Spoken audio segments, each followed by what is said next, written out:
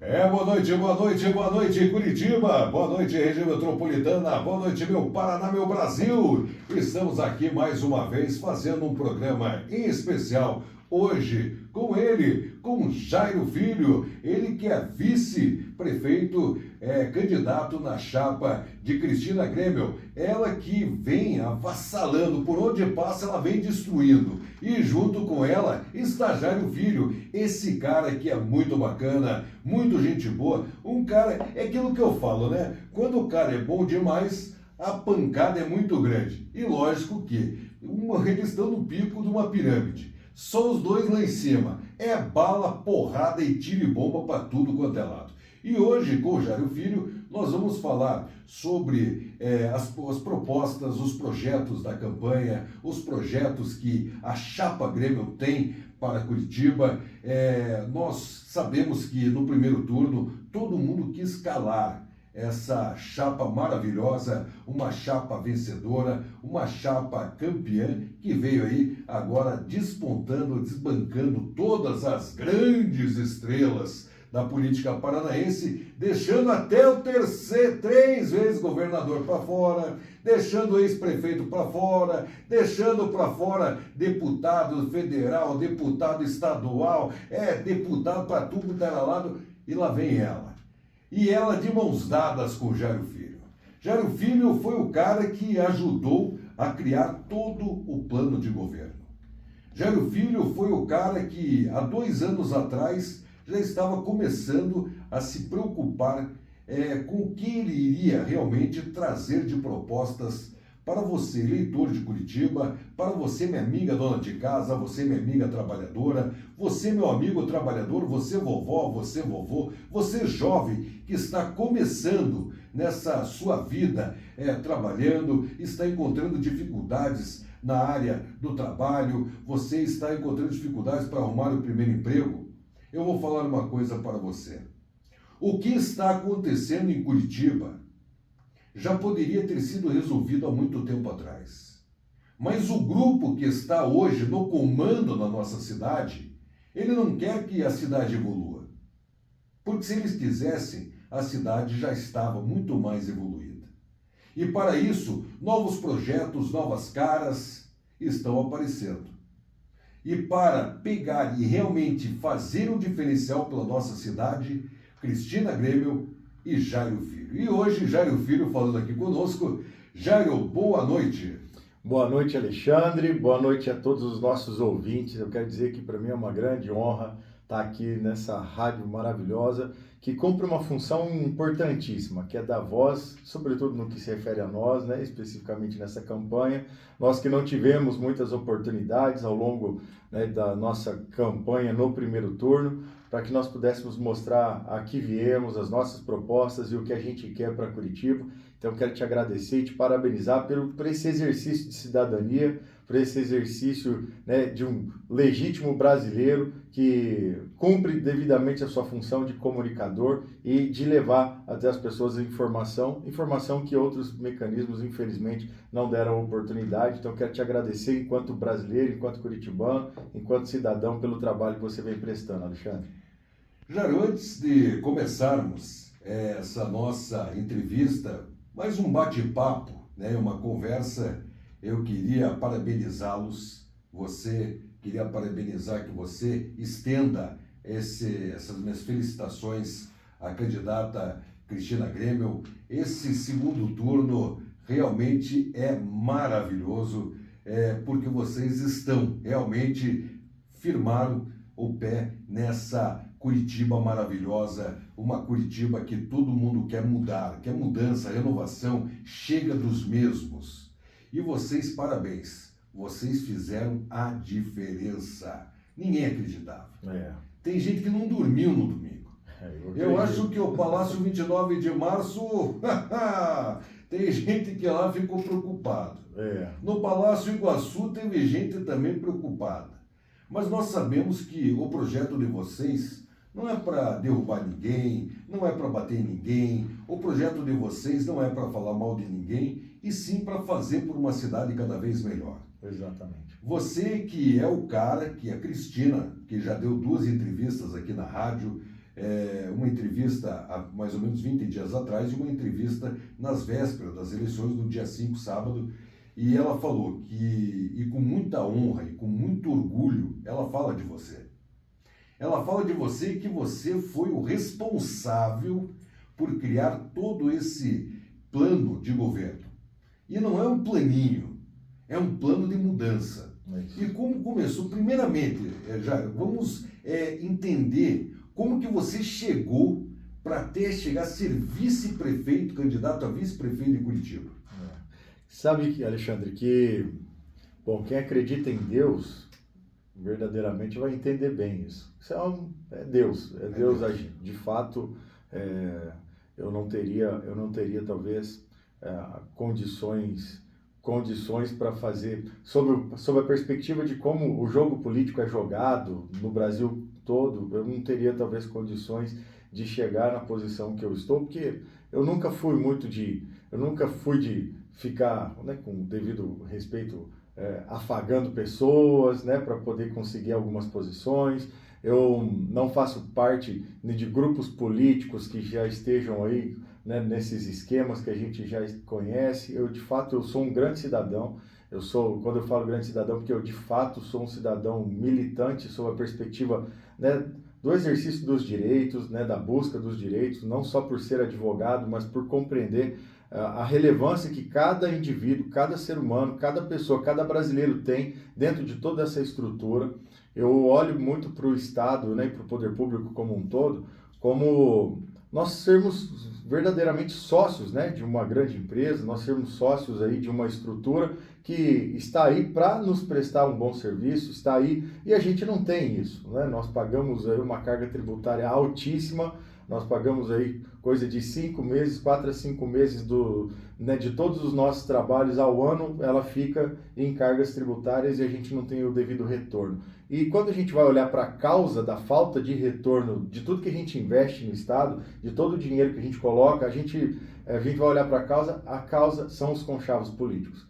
Então, eu vejo, e quando eu falo conchavos políticos, a gente tem os amigos sendo colocados nas posições, a gente tem as pessoas que não têm muita expertise. Outro dia eu estava conversando com um amigo que falou assim, poxa, um amigo meu era mecânico na cidade, e aí o amigo dele ganhou para prefeito e ele virou secretário de saúde. Né? E a gente tem isso acontecendo em nível de escala no Brasil como um todo. Isso é a causa da nossa ineficiência administrativa. Isso sempre me revoltou. E vale a pena dizer que, ao longo da minha vida, eu trabalho desde os 11 anos de idade. E não é trabalhar... Você é curitibano? Eu sou nascido no interior de São Paulo, mas eu tenho uma vida um pouco atípica. Eu já morei em 18 cidades no país. 18? 18 cidades, fiz mais de 35 mudanças, estudei em mais de 30 escolas. Né? Eu gosto de dizer que eu talvez seja um dos caras mais brasileiros que você possa conhecer. Né? Falando que eu sou neto de baiano, um avô meu é baiano, o outro avô meu é mineiro, minha avó é goiana, minha outra avó é sul-mato-grossense, a minha mãe é mato-grossense, o meu pai é paulista, minha esposa é paranaense, meu sogro é catarinense e minha sogra é gaúcha, né? E eu já morei em 18 cidades no país, meu pai trabalhava com grandes construções civis, né? Mas como peão, né? Como peão de obra, né? Então meu pai, o pessoal fala assim, correu o trecho. Então, corri o trecho, já morei em Rondônia, Mato Grosso do Sul, muitas vezes em cidades pequenas, sofri muito nesse aspecto, porque por mais que pareça ser legal, né, essa vida de mudança, mas você deixa amigos para trás, você não consegue criar raízes especificamente, né? Eu lembro que na adolescência, poxa, né, tinha grandes amigos que ficaram para trás e sempre foi muito sofrido. Né, tem aquela frasezinha, né, sempre estudando em escola pública, a vida toda escola pública, nunca estudei em escola particular, e aí é aquele negócio de eu te pego lá fora, né, aquela coisa, eu ouvi muitas vezes, porque eu era aluno novo o tempo todo, eu lembro que na quinta série eu estudei em 4 escolas diferentes na quinta série, né, e aí você chega, aluno novo, tem toda aquela coisa, então eu cresci nessa adversidade, nesse meio. Mas Napoleon Hill, que é um autor que eu sigo muito, ele tem uma frase que ele diz o seguinte, que em cada adversidade existe a semente de um benefício equivalente ou maior. E talvez isso tenha, né, começado a me dar casca, né, para a vida. Comecei a trabalhar aos 11 anos numa peixaria, eu era responsável por lavar o chão, cortar os peixes, vender, fechar. Trabalhava de manhã, ia para a escola à tarde, voltava e aí tinha que fechar a peixaria, trabalhava até as 8h30. E isso por quase 2 anos da minha vida eu fiz isso, numa cidade do interior do Mato Grosso do Sul. E aí, depois disso, comecei a trabalhar como cobrador, né? Eu pegava uma bicicleta e o pessoal entregava cartinhas de cobrança, né, nas casas e eu pegava essas cartas de cobrança nas empresas, nas lojas e rodava mais ou menos como um carteiro, né, que fica entregando cobrança. Eu ficava entregando as cobranças para as pessoas, ganhava um percentual daquilo que o pessoal pagava, dava bem pouco. Depois disso fui trabalhar em confecção de costura, era responsável por fazer limpeza, depois aprendi a mexer com silkscreen, aí eu fiquei responsável pela parte de estampa, né, e tudo mais. E aí nessa época a gente passou bastante dificuldade financeira, e foi mais ou menos o período que eu até saí de casa, falei se eu vou conduzir, né, buscar conduzir a minha vida. Aí eu consegui um trabalho num hospital, e comecei a trabalhar como auxiliar administrativo no hospital, mas era um hospital pequeno, então eu era auxiliar administrativo, mas trabalhava como auxiliar de enfermagem, ajudava a atender, né, enfim, muito novo, vi muita gente morrer na minha frente, lidei com, né, com o sofrimento da vida de maneira muito precoce. Cara, Deus, né, me iluminou e eu, mesmo com tudo isso, com todo esse cenário, trabalhando sempre, estudando em escola pública, consegui ser aprovado no vestibular, né, de Direito na Universidade Federal do Mato Grosso do Sul. Comecei lá e foi um grande feito, assim, né, porque ninguém acreditava. Foi a primeira vez que um aluno terminou o terceirão, né, ali naquela escola que eu estudava, que era uma escola pública, né, terminou o terceirão e já foi aprovado no vestibular mais difícil da região, né, e era o curso mais concorrido naquela época. Aí veio o prefeito da cidade me cumprimentar, padre, né? Eu fiquei meio famoso assim naquele período. Foi uma coisa interessante que aconteceu comigo. Do peixe ao Código Civil. Ao Código Civil, foi assim. E aí, com 18, 19 anos, aí eu fiz um alinhamento com meu pai. Meu pai tinha melhorado um pouco as coisas para ele, e aí eu lembro que ele me mandava R$ 200, eu parei de trabalhar porque eu não estava conseguindo tocar a faculdade. Porque imagina, né, eu não tive uma formação tão boa, né, então na hora que começa a estudar história, essa coisa toda, a introdução, você tem que ler muito para você conseguir se antenar e acompanhar uma universidade pública, ainda mais na maneira como foi para mim. Eu imagino, passei no vestibular com 17, 18 anos e era talvez o mais novo da sala, inclusive. E aí alinhei com meu pai me mandava duzentão por mês, e eu tinha que me virar com aqueles duzentão e estudando pra caramba. No segundo ano eu já era um dos melhores da sala, e acabou que abriu o concurso para agente penitenciário em 2003 aqui no Paraná, poxa, fui ver o salário, era R$ 2.000 o salário, e aí era 1984, para ser mais exato, assim. E era muito dinheiro, né? Aquilo lá para mim. Aquilo lá para mim era um dinheiro que eu nunca tinha visto na vida, né? Eu estava com 19 anos, basicamente, 19, 20. E aí eu fui, prestei, passei entre os primeiros colocados no concurso, aqui mais de 35 mil candidatos. Passei entre os primeiros colocados, foi quando eu vim para o Paraná. Então eu vim para o Paraná em 2003, 2004.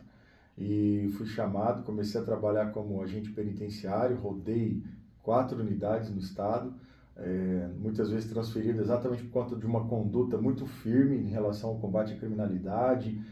O pessoal me conhecia assim, já era problema. Por que já era problema? Porque eu não aceitava as coisas fora do eixo, assim, né? Maracutaia não era comigo, de fato. Então, né, a gente era um grupo muito coeso, assim. E aí foi a época que o crime organizado estava crescendo no Brasil de uma maneira muito significativa, né? A gente estava ali no segundo mandato do Lula. Foi uma situação muito difícil. Aí eu acabei entrando e criando, porque liderança muitas vezes é uma característica, né? E eu tenho essa característica desde pequeno também. E acabei assumindo a liderança da categoria, né? Eles tinham um sindicato que era muito voltado, porque hoje, quando você vai no departamento penitenciário, né, paranaense, você tem uma estrutura muito boa, mas há 20 anos atrás, cara, eu lembro assim, meu primeiro dia de trabalho na penitenciária foi assim, eu cheguei, me deram um colete usado, bem velho mesmo, desbotado, e uma caneta e uma prancheta. E falou, ó, assume ali. Essa foi a minha preparação para eu... Aí naquele momento eu era a personificação do Estado, né? Mas eu nem sabia. Aí tô eu lá com 19, 20 anos, assumindo uma galeria sem nenhuma preparação, sem nada. Foi um grande desafio. Foi um grande desafio. Mas aprendi muito, Alexandre. Eu realmente vivenciei, né, coisas que muita gente vai viver muitos anos e nunca vai ver. Né? Eu lidei de fato com o crime, vi coisas terríveis, recebi ameaças, né? Hoje em dia a gente está aqui recebendo ameaças, né? Mas eu até digo, pessoal, assim, ó, quem já matou dragão não vai ter medo de lagartixa, né? Então, e de fato ali a gente matava dragão, né? Eu lidei com gente com muitos e muitos homicídios. Eu me lembro que em 2010 a gente teve uma rebelião aqui na PCE, né? Eu tenho fotos eu tirando os cadáveres, assim, né? Lá de dentro da PCE. Então, a gente vem com uma uma experiência social bastante grossa. E aí, começo a advogar em 2011, 12, rapidamente, né, sou bem sucedido na advocacia. Eu lembro que com 4, 5 anos, né, de advocacia, já tinha ali na casa de 15, 20 funcionários no meu escritório. A coisa, né, caminhou muito bem. Conheci a Fundação Napoleão Hill, que trabalha com educação corporativa, os treinamentos, mas me apaixonei por isso enquanto filosofia de vida, e aí comecei a trabalhar com isso, que é um trabalho que é muito legal, né? Trabalha com mentalidade, preparação de pessoas, né? A gente transforma pessoas comuns em grandes, né, seres humanos, né, que mudam e transformam sua vida. Hoje eu tenho a felicidade, né? Agora há pouco antes de vir para cá, recebi uma mensagem de uma pessoa agradecendo por eu ter passado na vida dela, tudo que... Então, eu sempre fui muito viciado em fazer, impactar positivamente a vida das pessoas. Essa é a grande verdade. E no começo desse ano, eu conheci o Eduardo Pedroso, que é um cara fora da curva, né, um ser humano fantástico também, porque eu sempre fui também um pouco antissistema, assim, né? Eu vou confessar que, né, talvez daqui a pouco o pessoal venha, mas eu fiz homeschooling com os meus filhos. Né? Eu tirei os meus filhos da escola por um período, coisa de 2, 3 anos, e eu fazia educação domiciliar. Então, os meus filhos estudavam em casa, porque eu não queria que meus filhos fossem poluídos pelo que a gente muitas vezes tem nas escolas. Né? E eu via que isso estava acontecendo, e aí então... Seus filhos têm quantos anos? Hoje eu tenho 3 filhos, eu tenho um filho de 15 anos, tenho um filho de 11 e um de 10. E aí, então a gente... durante esse período, assim, meus filhos começaram a estudar, por isso que na parte educacional, meus filhos não tiveram problema na pandemia, porque a gente já estava fazendo homeschooling, né? E porque eu não aceitava, né? Eu não aceito que as pessoas digam o que a gente tem e o que não tem que fazer. Eu sou quase que um libertário, sob a perspectiva de que as pessoas precisam saber o que elas querem da vida. E você tem que arcar com as consequências do que você quer na sua vida. Né? Acho que a gente toma decisões o tempo todo, a gente comete erros, né, muitas vezes, e o que a gente precisa? Arcar com as consequências. Né? Acho que a gente precisa sair desse vitimismo, efetivamente. Então, e aí quando eu fiz homeschooling, o Eduardo Pedroso, né, queria estudar um pouco sobre isso, e aí ficou sabendo que eu fazia, a gente se conheceu naquela época, foi bem interessante assim, a nossa conversa, né, bateu o santo, como dizem o outro, e aí quando ele começou a coordenar pré-campanha, bem no início, né, estava bem incipiente a pré-campanha da Cris, ele me chamou e falou, cara, eu quero que você conheça a Cris. E eu falei, pô, quem que não quer conhecer a Cris, né, pessoalmente, né, uma pessoa fantástica. Outro dia eu disse para ela, uma das grandes alegrias que eu tenho nessa campanha é porque eu estou andando perto da minha ídolo, né, eu sou seu fã declarado, né, pela sua coragem, por tudo que você faz, então para mim é um grande privilégio que eu estou tendo de caminhar ao lado dela, né, e quando ela fala de mim, ela fala com muito carinho, eu também me sinto, né, lisonjeado demais por todo o carinho que ela tem demonstrado comigo, assim, para mim é uma felicidade sem tamanho. Conheci ela, a gente se conversou por quase 2 horas, absolutamente alinhados, né? E aí, daí a pouco, ela pegou e me convidou para assumir essa questão do pilar, do plano de governo. E como eu sou do conceito mastermind, e é isso que a gente vai levar para a prefeitura, eu sempre penso que assim, eu nunca sou mais inteligente do que todo mundo junto, né? Então, vamos ouvir pessoas. E aí a gente criou um formulário, centenas de pessoas, o engajamento que ela tem é incrível, né? Agora a gente soltou um link né, para as pessoas que querem ser voluntárias nessa segunda. Não sei quanto é que está agora, mas em 24 horas tinha mais de 700 pessoas inscritas. É muita gente isso, sabe? O nosso desafio está sendo em conseguir acoplar todo mundo que quer contribuir, que quer ajudar, que está empolgado com essa possibilidade de renovação. E aí então a gente começou esse projeto, começou a vir pessoas e mais pessoas, nós dividimos os grupos, começamos, né, a ouvir as reclamações de cada um dos segmentos, foi muita coisa, uma chuva, né, de pessoas, depois a gente começou a organizar as ideias, ouvimos as pessoas, né, e foram dando feedbacks. Eu gosto muito de mapas mentais, né, então eu tenho um mapa mental que ele demora até para abrir de todas as ideias que foram lançadas, e aí depois a gente pegou e construiu, né, isso tudo através de um documento. Tem muito mais coisa do que está ali, porque precisava para registrar rapidamente, né, por conta da candidatura, mas tem muito mais coisas, muito mais ideias, inclusive, que estão lançadas até do que está ali, né. O pessoal tem falado assim, pô, você declarou uma coisa, mas não está no plano. O plano é um norte, né, o plano de governo, ele é um norte, e, de fato, eu acredito que a gente vai construir ideias maravilhosas ao longo da nossa gestão, porque é aquilo que a Cris fala, né? Eu só tenho uma promessa, né? A Cris disse, que é ouvir as pessoas. Eu estava agora numa reunião com membros da Guarda Municipal e é isso. Eles chegaram lá e mais um monte de ideias maravilhosas que a gente vai incorporar, sem sombra de dúvida. Então, é muito legal, Alexandre, estar nesse projeto,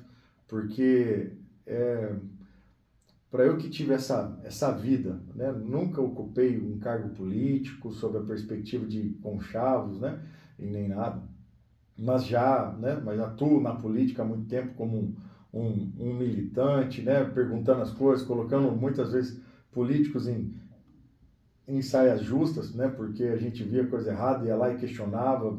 Já fiz ações populares, já fiz ações, mandados de segurança, né, contra prefeitos, contra vereador, contra instituições, sempre, né, na época da questão do Covid, né, a gente montou, né, junto com o Provopar, o Centro de Atendimento Covid, atendemos mais de 1.000 pessoas, fui um dos líderes, fui responsável jurídico, né, por essa ação.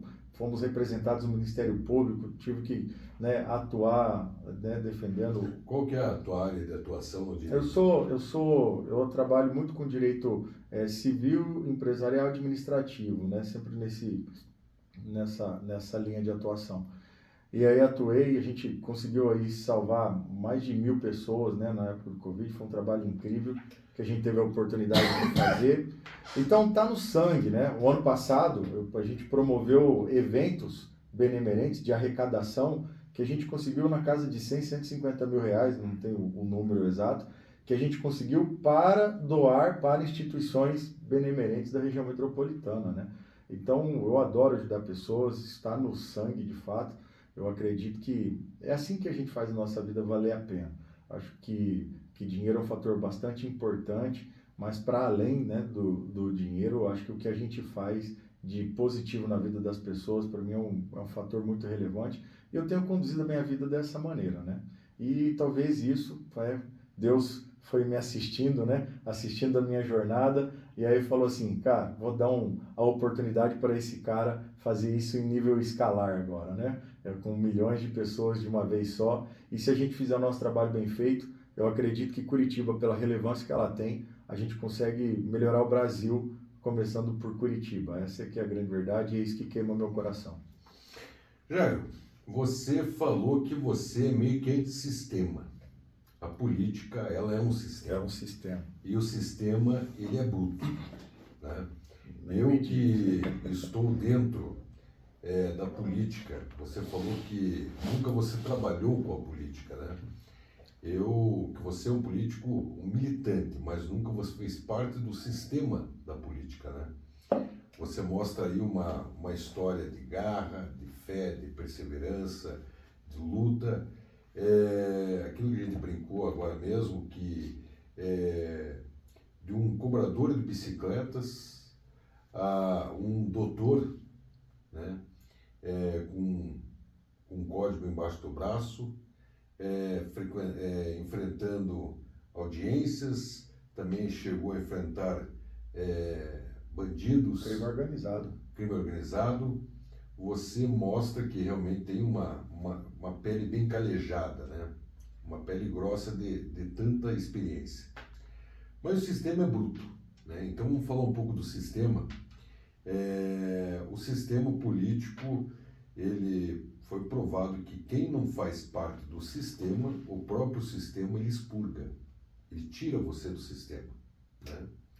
Nós temos visto com muitos candidatos, vereadores, prefeitos, pessoas que tentaram entrar na política, tentaram ir contra o sistema, mas só que não souberam fazer contra o sistema, não souberam lutar contra o sistema e acabaram se dando mal, às vezes terminando sua história política em apenas um mandato. Mas antes de chegar nesse mandato único, existe um problema sério. A política ela é suja.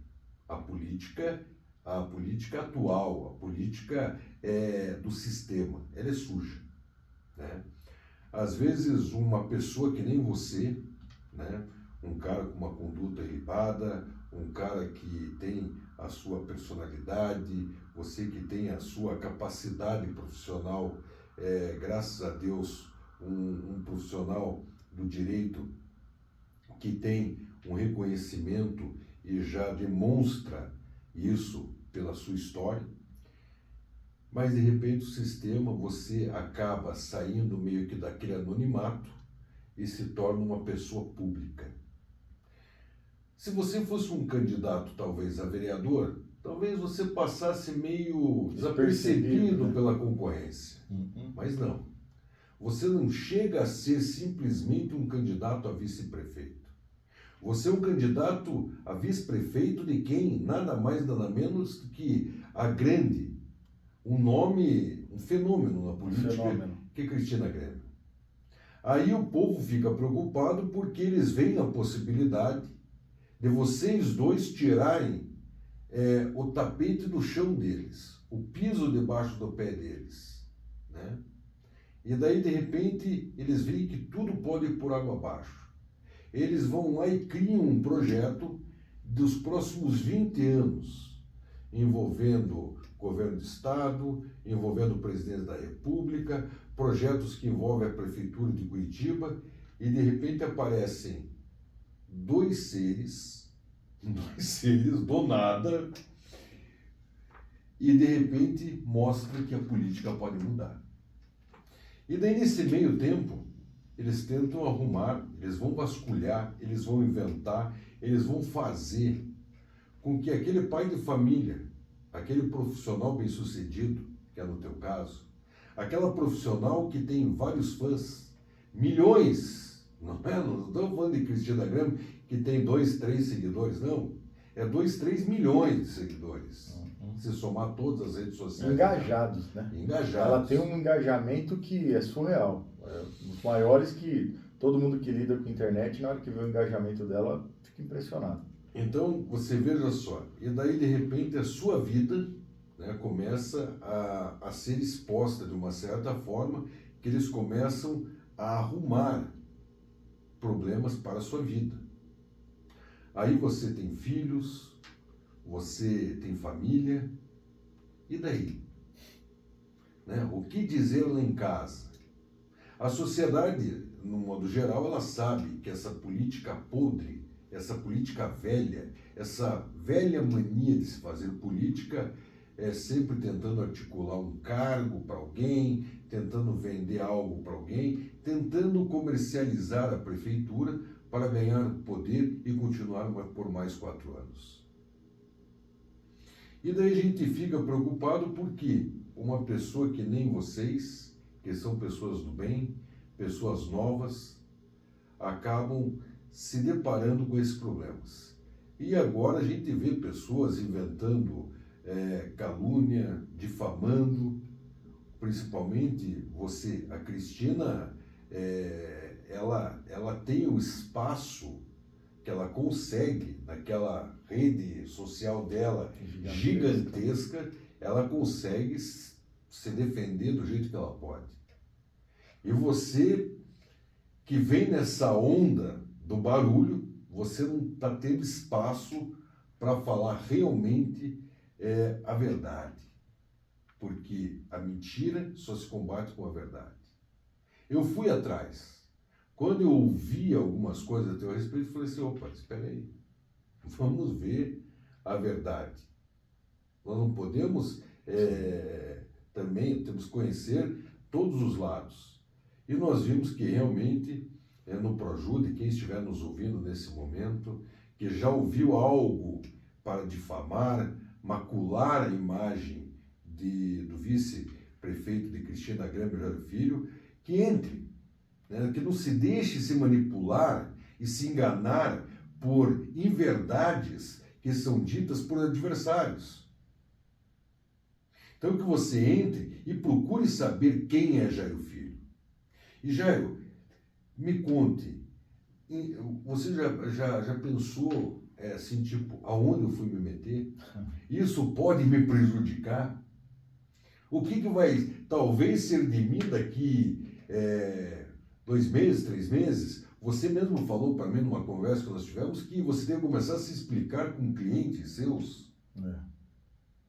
Então, fale um pouco para nós, para os nossos ouvintes que estão nos ouvindo nesse momento, também depois as pessoas que vão nos acompanhar, ver essa entrevista no YouTube, o que você, nesse espaço, eu quero te trazer esse espaço, é um compromisso, até te ofereci, um programa diário até as eleições, para que você falou que não tem como, mas falou que uma vez por semana, então para que a gente possa falar de projetos, para que a gente possa falar de todo esse teu trabalho, mas eu também quero abrir esse espaço para que você que esteja nos assistindo, você que esteja nos ouvindo, você conheça um pouco quem é Jairo Filho e as inverdades que são sendo caluniadas e levantadas contra ele.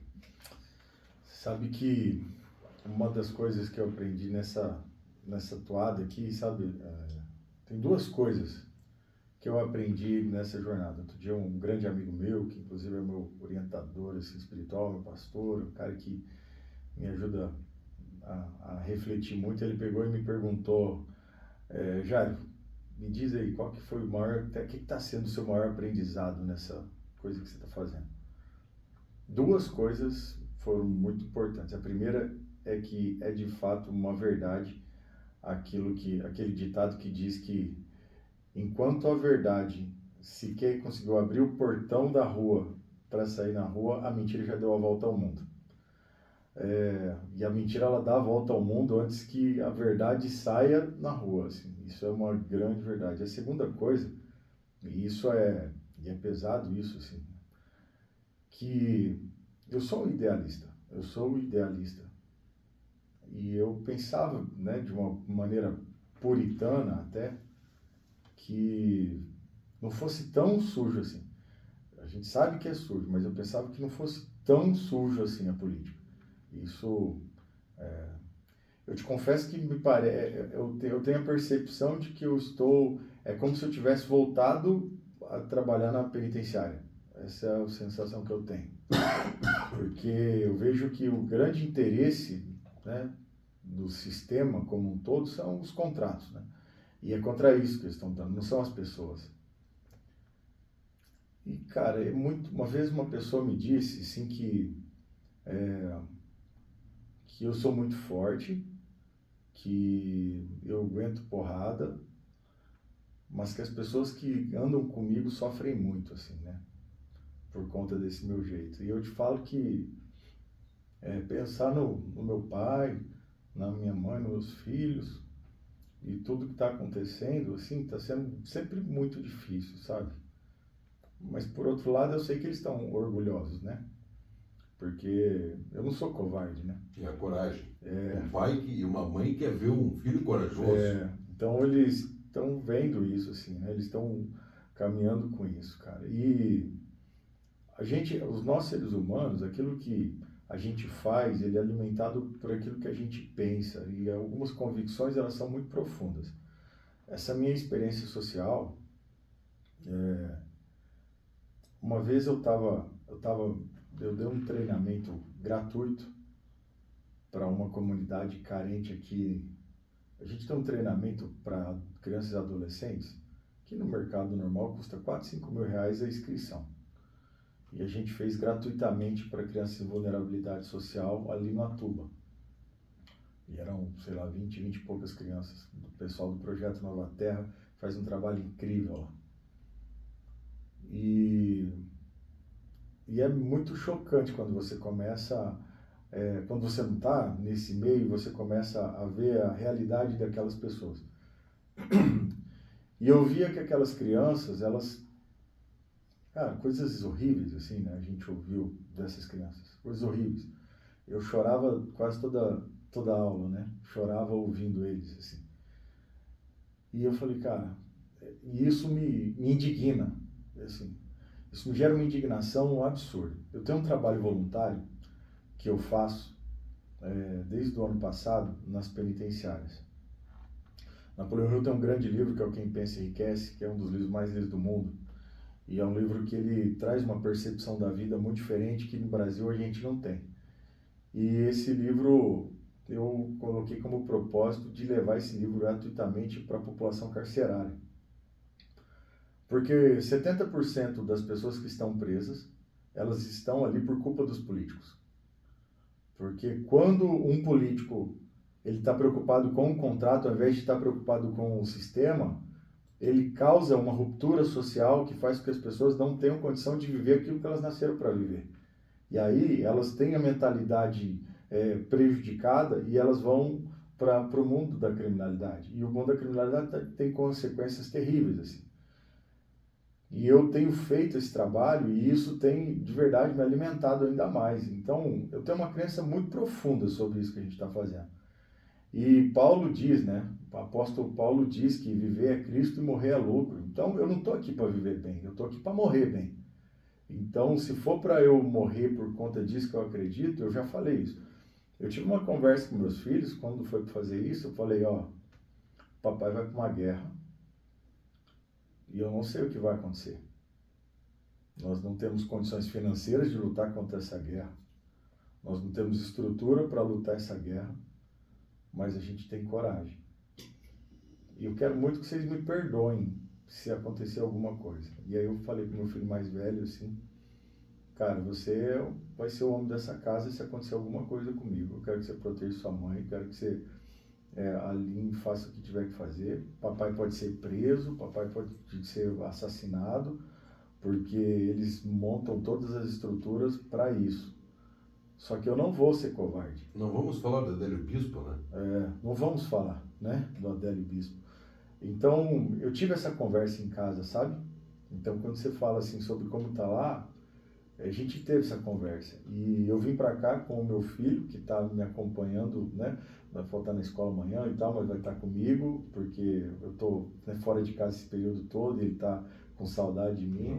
A minha esposa, né, está me acompanhando, a minha motorista, secretária, né, ela é tudo. Eu tive que parar meus contratos, meus atendimentos, então tá tudo muito difícil. Tá sendo talvez a coisa mais difícil que eu estou fazendo na minha vida, né, por conta da conjuntura. Enquanto o candidato aí do sistema, ele acorda de manhã, tem todo mundo dizendo o que ele tem que dizer, para onde que ele vai, e tudo. Nós temos que... O motorista está na porta, o segurança está no carro de atrás. 500 seguranças acompanhando, né? Tá o governador ajudando, o povo da Assembleia, tá todo mundo ajudando, assim, porque, né, por motivos muito óbvios, a gente não tem nada. A minha esposa, que é minha motorista, né? Eu fico no WhatsApp, eu gravo vídeo, eu edito, eu subo, é assim que a gente está fazendo a nossa campanha. Só que isso está nos dando uma liberdade absurda, porque nós vamos fazer o que precisa ser feito. Nós vamos fazer o que a população precisa que seja feito. A gente não vai precisar pagar pedágio para ninguém, entende? Então, isso é disruptivo na nossa campanha. Então, a população precisa entender a oportunidade que ela está tendo. Porque é uma oportunidade, né? Curitiba tem a oportunidade de ir para um outro patamar no quesito administração pública. Então, quando vai falar, ficar preparado, coloca o Eduardo comigo, que não tem... e eu sou o vice. Se colocar com a Cristina, por favor, né? Então, assim, a gente tá falando do que a gente vai construir, do que a gente vai estruturar em Curitiba, vai ser o concurso. Nós vamos ganhar prêmios de gestão. Nós vamos ser referência mundial em processo de gestão. Porque tem muitas iniciativas que a gente vai adotar que vai mudar, sim, o jogo administrativo. E eu vou sim assistir, ainda em vida, pessoas que hoje sofrem demais porque estão na periferia, não tem melhoramento público na sua região, eu vou assistir ainda em vida essas pessoas tendo outras oportunidades. E no que se refere às mentiras, Alexandre, né, que estão aí e tudo mais, acho que a primeira coisa que precisa entender é assim, primeiro, eu já tive mais de 7 mil clientes entre advocacia, treinamentos e eu também faço intermediação de soluções, eu tenho uma vida muito ativa. Eu sou um lutador, eu sou um batalhador, eu sou uma pessoa do povo, né, que está tendo a coragem de se colocar contra o sistema. Essa é a grande verdade sobre mim. Só deixa eu levantar um ponto aqui, Jairo, para que as pessoas, às vezes, elas vão digitar lá no Google, na internet, elas vão digitar Jairo Filho, vice-prefeito de Cristina Grande. Aí vai aparecer lá, Jairo Filho, 780 processos. Eu quero que vocês entendam. Não, tem mais de 4 mil. Mas para as pessoas entenderem que esse processo, como ele é advogado, todos os processos ativos que ele atua como advogado são, esses processos aparecem ele mencionado nesses processos. Não são processos contra ele, são processos que ele defende o seu cliente e ali aparece ele como advogado. Então, antes que você, porque falam para você, porque o Jairo tem 4 mil processos contra ele. Não são contra ele. Eu estou trabalhando ele defendendo alguém. E outra coisa que você tem que eu escuto já por aí, que me dá raiva, o que acontece? Eu escutei uma vez meu amigo de infância, meu parceiro, Cláudio Daledoni Júnior, está nos ouvindo nesse momento. Um abraço, um beijo no coração do Cláudio. Um dos maiores advogados desse estado. Meu parceiraço, é amigo de infância, e o Cláudio uma vez ele falou para mim, Alexandre, quando o cliente chega até mim, eu falo assim para o cliente, a verdade você tem que contar para mim. Você tem que contar a verdade para mim. Porque se você não me contar a verdade, eu não vou ter como te defender. Então você tem que contar a verdade. Mas muitas vezes eu também venho de família de vários advogados, né? Na família da minha mulher são várias pessoas do direito, na família da minha mãe são várias pessoas do direito, então tem mais de 17 advogados da minha família. Então conheço bem sobre o assunto. E eu vejo o seguinte, que tem casos que o cliente, ele conta uma história, você vai defender o cliente e quando você chegar lá, não é bem aquilo. E você pode estar envolvido naquela situação. Eu vou falar, porque tem até um amigo meu também, advogado ouvindo, Márcio Libidievski. Uma vez aconteceu comigo, eu estava numa audiência, e aí conversei com o cliente, ele me contou a história, e eu vou fazer a audiência de acordo com aquela história que ele me contou. Preparo e formulo as perguntas, né, e a minha linha de raciocínio de acordo com o que ele falou. Eu lembro que eu comecei a fazer as perguntas e quanto mais eu perguntava, mais eu ferrava o cliente. Eu falei, o que está acontecendo aqui? Aí eu pedi pro juiz, falei assim, não é uma parte. O juiz viu que estava tudo muito esquisito, né? Me concedeu, eu falei, o que está acontecendo? Não, é que eu menti, realmente era verdade, é o que a pessoa está falando. Eu falei, cara, você já perdeu, né? Você já perdeu, porque você tem que contar a verdade para o advogado, né? E o Daledoni, ele tem esse negócio que quando as pessoas, ele encerra, que ele termina um contrato, um vínculo com aquele cliente, é porque ele vê no meio do caminho que o cliente faltou com a verdade com ele, e daí fica difícil. Já fiz isso também. Tudo isso, né, Jairo, faz com que também sejam criados, porque vamos ver lá, por exemplo, o Jairo Filho, ele foi advogado num processo de um cara que vendeu um terreno que não era dele. Quem vendeu o terreno que não era dele foi o cliente, não o Jairo. O Jairo não vendeu o terreno. O Jairo está ali naquele processo como advogado para tentar defender o estelionatário. Aí pegam e tentam jogar que o Jairo é o estelionatário. Eu quero só o seguinte, Brasil. Aqui não tem, vocês não são burros. Hoje a informação está aí. Agora, se você quiser fazer papel de trouxa, aceitar o que te falam, aí você aceita. Né? Hoje tem internet. Qualquer um lá fica o dia inteiro lá jogando o tal do tigrinho. Faz o seguinte, acorda, meu irmão. Acorda, vai atrás da verdade. A gente não pode aceitar hoje a mentira. Eu sei que tem gente aí do lado de lá, me ouvindo nesse momento. Não tenho medo, não tenho medo. Eu falo na cara, sempre fui, Jairo, polêmico. Sempre fui polêmico. Aonde eu passei, eu agitei. Sim. Porque se eu tivesse medo, não tinha saído do útero da minha mãe. Eu falo isso para todo mundo. Então, eu acho que essas mentiras... Eu não estou aqui defendendo o Jairo, porque o Jairo está na minha frente. Entre na internet e vá atrás para ver a verdade. E quando você entra lá no Google, você vai ver que são blogs que estão falando, né? Você vai ver, até quando outro dia eu fui dar uma olhada, são os blogs. E os blogs funcionam assim, gente. Isso é importante que vocês saibam. Um faz uma matéria, e depois todos os demais fazem matéria comentando o que esse um falou, entende? Então, é assim que funciona essa estrutura, essa máfia da informação que muitas vezes a gente acaba tendo e a gente acaba assistindo, né? Isso também é uma questão que a gente... é uma novidade, né? De alguma forma, é uma novidade que a gente está vivenciando. E o que acontece, Jair, eu vou te falar bem a real, é que eu não pago pau para ninguém, eu não tenho medo de ninguém e eu não dependo de ninguém. Já vamos falar por aí, Então, o que acontece? Mas tem outros meios de comunicação, blogs, né? Que pegam e acabam criando um conteúdo de mentira, porque eles recebem dinheiro do governo, recebem dinheiro da prefeitura. Eu estou sabendo aí de um blog que inventa um monte de mentira contra o Jairo Filho e contra a candidata Cristina Grêmio, mas ele recebe 18 pila do governo municipal.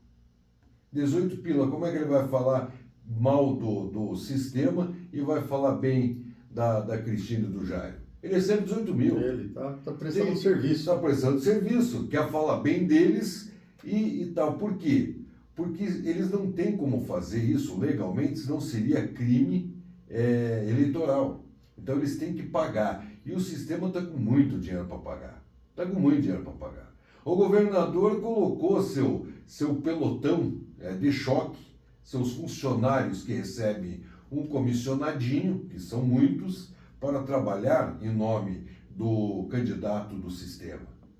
O prefeito colocou também, porque ele não quer perder o osso, né? Ele tem alguns contratinhos. Hoje eu posso falar, porque você não entende de política, então eu posso falar porque eu entendo, né? Tem um contratinho aí da prefeitura que fazem desde 1978, atenção Curitiba, um contrato de 1978 de uma empresa chamada Cotrans, do falecido Osni Pacheco. Eu falo os nomes, eu não tenho medo. Esse contrato, até hoje, ele está vigente. Um contrato de 58 milhões. Será que alguém quer perder esse contrato? Tinha uma empresa chamada Egiserve, empresa de conservação e limpeza, era um contrato de 38 milhões. Ele só findou esse contrato a partir do momento que foi vendida a empresa pelo seu proprietário. Aí, lógico, como é que eles vão perder esse tipo de boca? Como é que eles vão perder esse tipo de contrato? Aí eles têm que falar mal do candidato a vice-prefeito Jairo Filho, tem que falar mal da Cristina. Como é que eles vão perder contratos milionários? Como é que eles vão perder, talvez, 320 cargos de comissão que hoje são instaurados por pessoas não preparadas dentro da Prefeitura Municipal de Curitiba, Jairo? O sistema é grande, né? O sistema é bruto. Aí você tenta mexer no vespeiro, você acaba perdendo. Jairo, você me pediu antes de começarmos aqui esse bate-papo, essa reunião, eu quis fazer esse primeiro bate-papo para que as pessoas te conhecessem. Eu sei que já estouramos o teu prazo, o teu período que você me pediu. Você me pediu meia hora, nós já fomos para 1 hora de conversa. A gente fala, né? Não, é que a verdade ela tem que ser dita. Porque se a verdade ela não for dita, a mentira vai se tornar verdade. É isso. E nós não podemos, nós temos que falar na cara, olho no olho. Nós não podemos mais deixar a população ser enganada. A gente não pode mais deixar Curitiba, Jairo, na mão de quem está despreparado. Eu até mandei um negócio que Curitiba está bem parado. Curitiba não está preparado. Está preparado, está bem parado. Está bem parado. Curitiba está bem parado. Esse povo é criativo, hein? Olha aí. Então está bem parado. Agora, diz que nos Estados Unidos o furacão já passou, né? Mas agora chegou aqui. Diz que tem um furacão que está vindo para a América do Sul, e precisamente em Curitiba, e a previsão de chegada para o dia 27 de outubro. Olha só. O furacão Grêmio. E diz que tem muitas autoridades que estão preocupadas porque vai devastar a cidade. E com ventos de 35. 35. Olha só, eu vou te dizer o seguinte, já. Diz que tem muita gente preocupada porque vai fazer uma limpeza, né? Tudo aquilo que não presta. O bom desse furacão é que ele vai limpar o que não presta, né? O furacão lá, o Milton, lá nos Estados Unidos, ele ia trazer realmente um prejuízo muito grande se ele chegasse na força que ele ia chegar. Mas o que está chegando aqui em Curitiba, ele vai fazer a limpeza. Isso que é bom, é o furacão da limpeza. É isso aí. É Cristina Grêmio. E aqui vai. Jairo, nosso compromisso semana que vem, quinta-feira, só que daí o Jairo vai estar aqui para falarmos das propostas. Isso aí. São propostas maravilhosas. Eu vou colocar o link nas nossas redes sociais. Você que tiver várias perguntas para fazer para o Jairo, você que tiver ideias, você que quiser participar realmente colaborando com boas propostas para essa campanha, eu, Alexandre Domingues, nunca no ar, em 32 anos de rádio, nunca declarei apoio a ninguém. Nunca, em 32 anos. E eu venho diariamente pedindo voto para Cristina Grêmio. Não é voto para Cristina, é voto para Curitiba. Para Curitiba. Não é o voto. Se eu votar em Cristina, eu vou estar votando uma pessoa. Eu quero votar na minha cidade. Então, quando você vota em Curitiba, você vota Cristina Grêmio. É simples, é fato, simples. não tem. É simples. Jairo, então... Nós vamos honrar muito, viu, Alexandre, essa confiança, você pode ter certeza disso. Você veja, Jairo, que virou uma Cristina mania. Virou uma Cristina mania. Eu lancei um post, não sei se veio do Cristina Mania, que está rodando todos os grupos. E a semana que vem nós vamos falar dos projetos para a nossa cidade, projetos esses que o Jairo, pela sua capacidade, pelo seu conhecimento, não é uma pessoa que não entende, né? É importante. Tá? Eu não estou aqui para falar mal de ninguém, eu não vim para falar mal de ninguém, o Jairo não quer falar mal de ninguém. Mas coloque no papel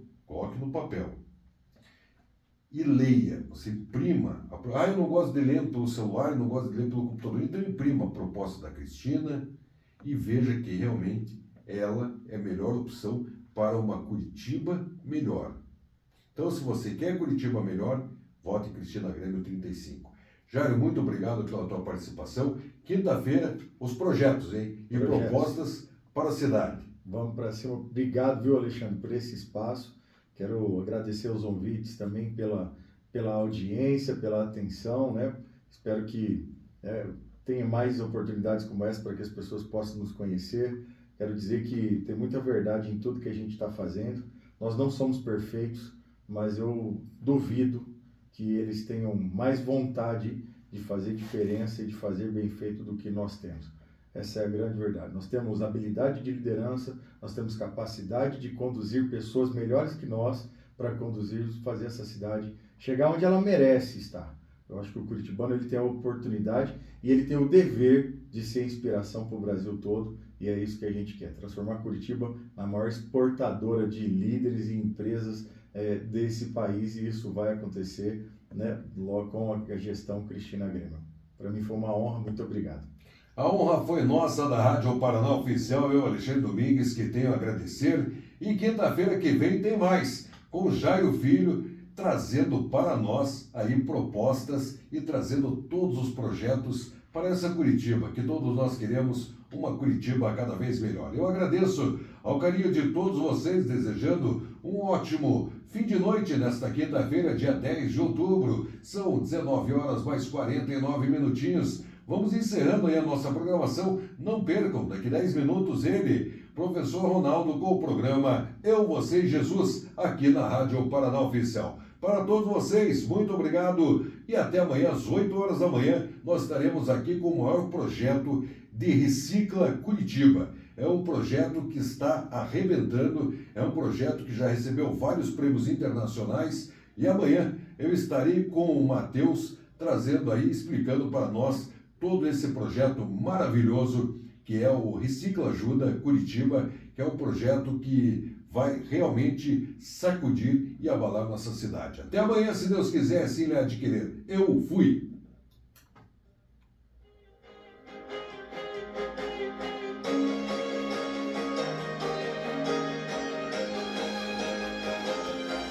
Show de bola, meu irmão. Obrigado por esse espaço, viu? Saí aqui, abri a porta para o cara entrar, porque agora o cara entra lá de Manaus. Ah, é? Pô, que legal. Esse cara foi o cara que me ajudou muito quando eu abri a rádio. Ah, E esse programa, e esse horário dele, esse horário para ele eu abri. deixa eu te falar, eu posso usar aqui para eu fazer uma reunião? Mas, lógico. Você me